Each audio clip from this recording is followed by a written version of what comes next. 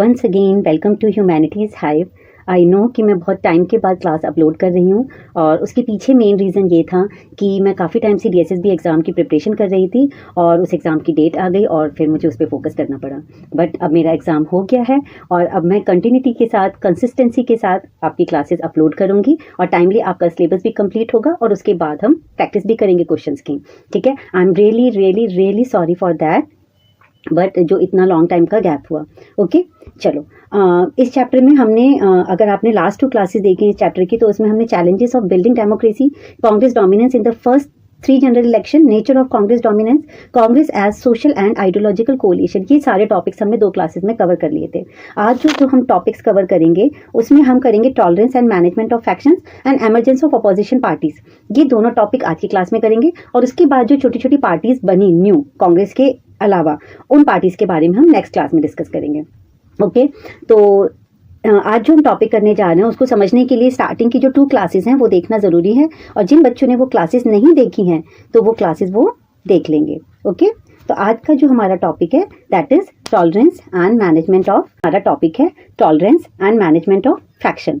तो टॉलरेंस और फैक्शन को समझने से पहले कुछ बात करते हैं, ध्यान से सुनिएगा।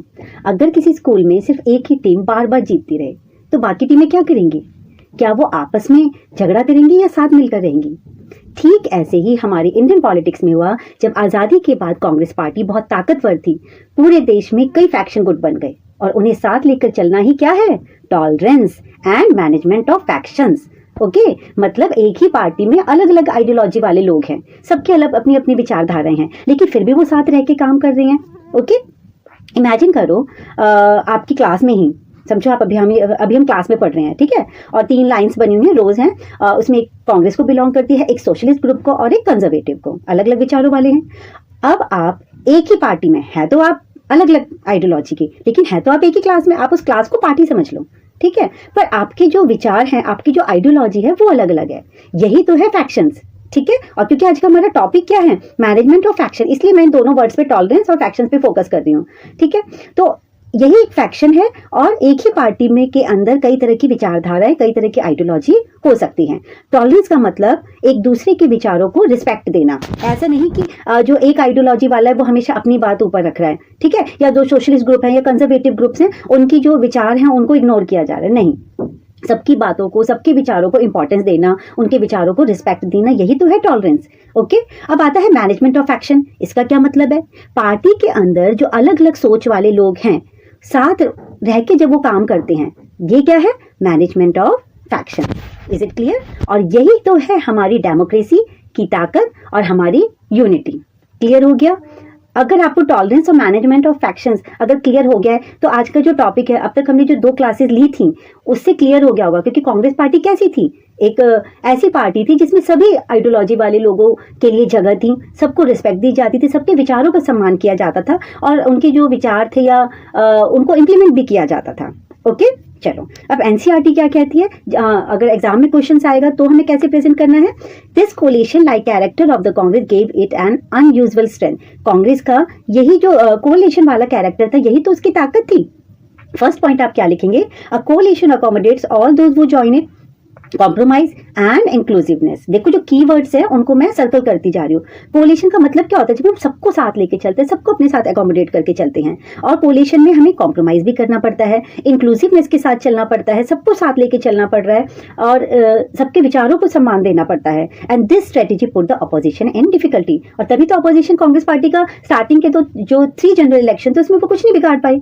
इन a party that has the nature of coalition there is a greater tolerance of internal differences and ambitions of various groups and leaders are accommodated। जो कोलिशन वाली पार्टी होती है उसमें तो टॉलरेंस की और जो भी इंटरनल डिफरेंसेस होते हैं और डिफरेंट एम्बिशंस वाले जो ग्रुप्स होते हैं, सबको साथ लेने की कैपेबिलिटी होती है। The Congress did both these things during the freedom struggle and continue doing this even after independence. और कांग्रेस में ये क्वालिटी थी, जब हम फ्रीडम के लिए स्ट्रगल कर रहे थे तब भी उसने इस अपनी जो इस कैरेक्टर को कंटिन्यू रखा और इंडिपेंडेंट के बाद भी, कि सबको साथ लेके चलना है, compromise and inclusiveness. Okay, and that is why even if a group was not happy with the position of the party or with its share of power, it would remain inside the party and fight the other groups rather than leaving the party and becoming an opposition। मान लो हम एक ही party में 10 member हैं, सबकी अलग अलग ideology है। अब मैं जो हूँ, मेरी जो विचारधारा है वो अलग है, बट और कई बार मैं अपनी पावर से खुश नहीं हूँ, अपनी पोजीशन से खुश नहीं हूँ, या जो आइडियोलॉजी वाले उनके विचारों से मैं सहमत नहीं हूँ, बट फिर भी मैं अपोजिशन में जाने की बजाय उसी पार्टी में रह के काम करना पसंद करूंगी। यही तो है मैनेजमेंट ऑफ फैक्शन, और यही कांग्रेस की ताकत थी। And these groups inside the party are called faction, and some of these faction were based on ideological consideration, but very often these faction were rooted in personal ambitions and rivalries.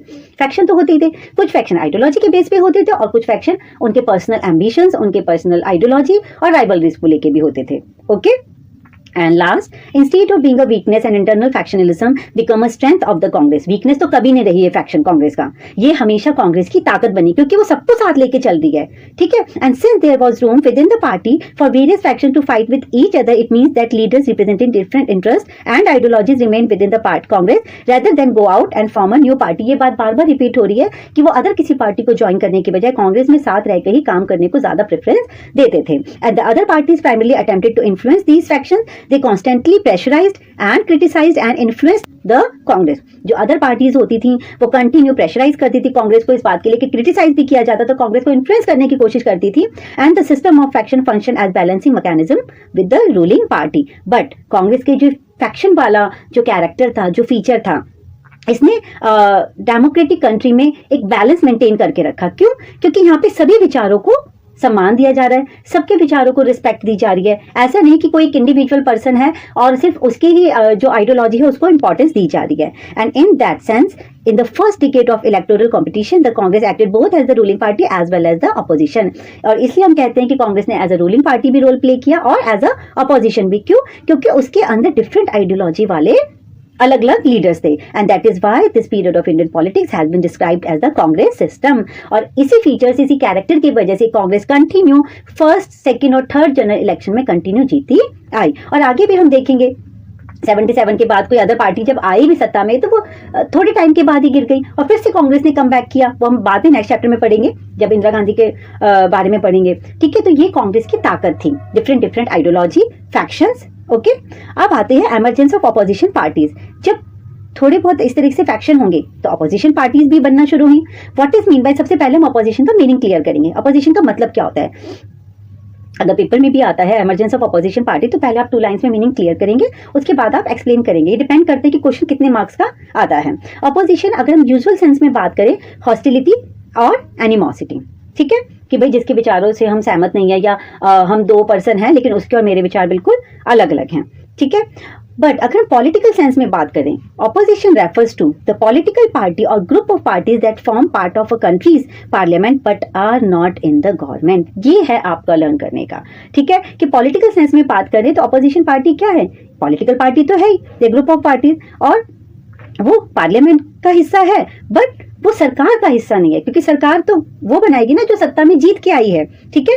और जिसको majority में vote नहीं मिले, जो party हार गई है, वो किसका रोल प्ले करेगी? वो अपोजिशन का रोल प्ले करती है, ठीक है। तो कांग्रेस के साथ साथ काफी अपोजिशन पार्टीज का भी एमरजेंस हुआ। नेक्स्ट क्लास में हम 3-4 पार्टीज के बारे में हम डिस्कस करेंगे।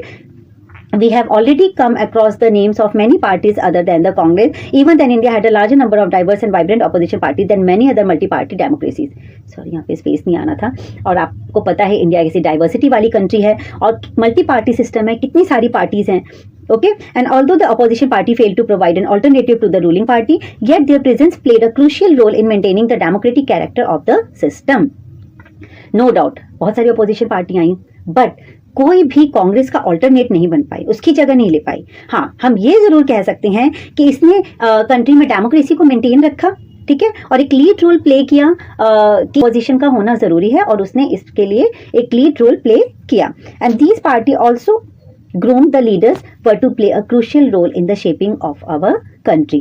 आप पार्टीज की बात करें तो इन्होंने हमारी कंट्री में ऐसे लीडर दिया अपोजिशन पार्टी ने जिन्होंने कंट्री में डेमोक्रेसी को मेंटेन करने में बहुत इंपॉर्टेंट रोल प्ले किया। आप राम मनोहर लोहिया को देख लो, जयप्रकाश नारायण को देख लो, चित्तरंजन दास और मोतीलाल नेहरू ने आज़ादी से पहले ही एक नई पार्टी बना ली थी। तो बहुत सारे, अंबेडकर है, तो बहुत सारे ऐसे लीडर्स हैं, श्यामा प्रसाद मुखर्जी हैं।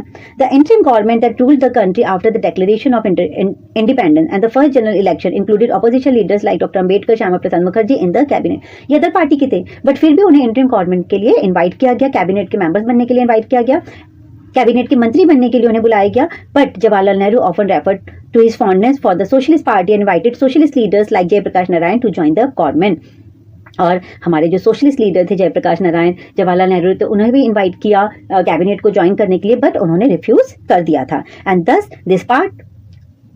This first phase of democratic politics in our country was quite unique, and the inclusive character of the national movement led by the Congress enabled it to attract different sections, group and interests, making it a broad-based social and ideological coalition। ये बात हम chapter के starting से मैं पढ़ाती आ रही हूँ कि उसका जो सोशल और आइडियोलॉजिकल कोलिशन था, इसी वजह से जो कांग्रेस का जो बेस था वो बहुत ज्यादा ब्रॉड होता चला गया और कांग्रेस एक पावरफुल पार्टी बनती चली गई, क्योंकि एक अम्ब्रेला पार्टी थी जिस पार्टी में सबके लिए जगह है, सभी विचारों के लिए जगह है। And as the ability of the Congress to accommodate all interest, all aspirants for political power strictly decline, other political parties started gaining greater significance. But धीरे धीरे धीरे कांग्रेस की जो पावर थी वो भी डिक्लाइन होती चली गई, उसका सिग्निफिकेंस डिक्लाइन होता चला गया और अदर पॉलिटिकल पार्टीज भी उभर के आई, जनता का उन पे ज़्यादा ट्रस्ट होने लग गया। उसके बाद हम कम्युनिस्ट पार्टी को केरला में विक्ट्री कैसे मिली 1957 में, Bharatiya Jana Sangh, socialist party and communist party, इसके सब के बारे में हम नेक्स्ट क्लास में डिस्कस करके ये चैप्टर फाइंड अप करेंगे कि चैप्टर एक तरह से कंप्लीट है। बस जो पार्टीज हैं, क्वेश्चन मेन पार्टीज से बनते हैं, ठीक है, तो वो हम लास्ट क्लास में डिस्कस करेंगे। आई होप कि आपको ये दोनों टॉपिक बहुत सिंपल है। Tolerance and management of action, अगर आपको टॉलरेंस और मैनेजमेंट ऑफ एक्शन का मीनिंग क्लियर है तो आप ये आंसर इजीली अटेम्प्ट कर लेंगे। और उसके बाद एमरजेंस ऑफ अपोजिशन पार्टी, तो ये दो छोटे छोटे टॉपिक थे और इसके साथ ही ये क्लास आज हम यहीं खत्म करते हैं। पढ़ते रहिए। Thank you, bye.